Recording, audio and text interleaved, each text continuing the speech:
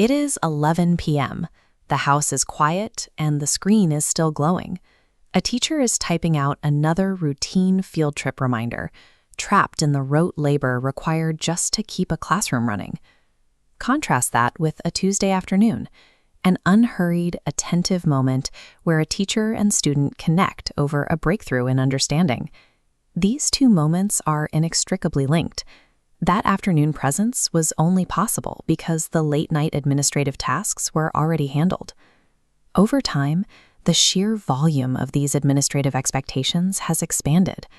The paperwork required to manage a modern classroom has slowly crowded out the relational core of the profession.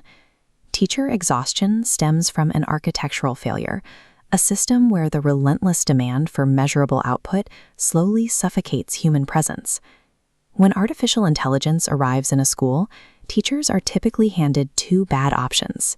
An outright ban maintains spiritual purity, but it guarantees the physical exhaustion of late-night manual labor continues. Alternatively, full integration invites the teacher to outsource pastoral and relational tasks to the machine. The workload drops, but the soul of the work is hollowed out. Past tools never threatened the identity of the educator.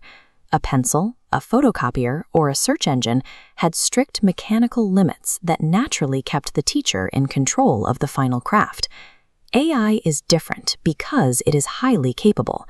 Without a hard boundary, a tool this powerful will quietly fill any undefined space in a workflow, taking over tasks a teacher fails to actively defend.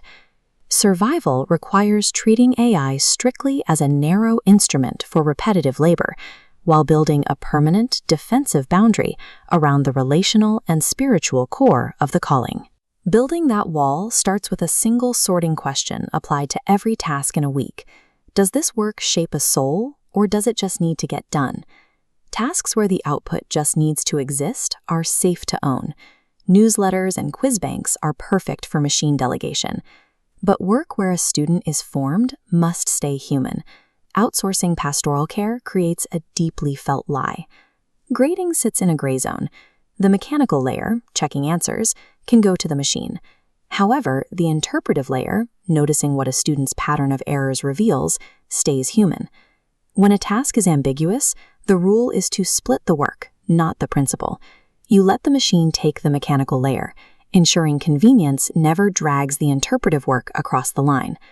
Knowing where the line goes is easy in theory, but willpower inevitably collapses under the reality of a Thursday night deadline.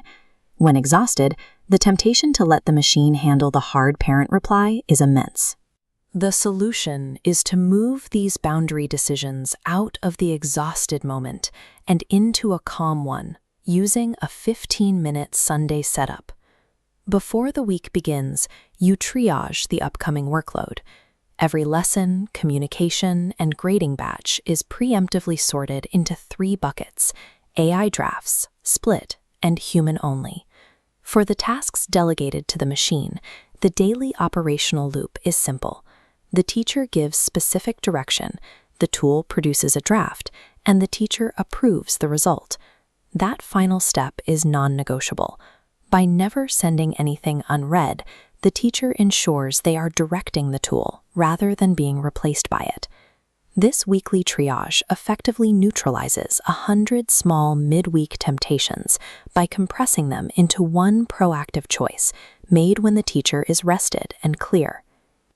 Boundaries fail through slow, quiet erosion rather than sudden, dramatic breaches. This is algorithmic drift. A tool safely used for email formatting in September can quietly creep into drafting pastoral care by December, without the teacher ever making a conscious decision to cross the line. Because drift never announces itself, it requires a mandatory safety mechanism, a 5-minute monthly audit.